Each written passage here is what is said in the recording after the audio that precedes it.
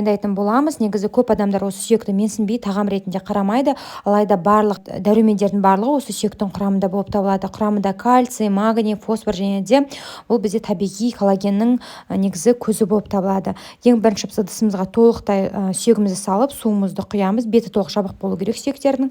Одан кейін тұз және де алмалы уксусын қосатын боламыз. Суымыз қайнағаннан кейін өте баяу отта, кем дегенде осы сүйек сорпасын 12 сағат қайнататын боламыз. Егер уақыттарыңыз болса, 12-24 сағат аралығында қайнатсаңыздар, сүйектің барлық пайдасы сорпаға шығатын болады. Бізде сүйектеріміз қайнағанда етіміз осылмен өте оңай ажырайып кетуі керек.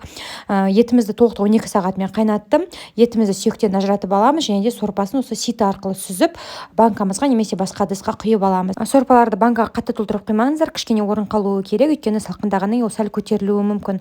Мұздатқышқа сақтай берсеңіздер болады және тағамдарға қоссаңыздар болады. Ас болсын.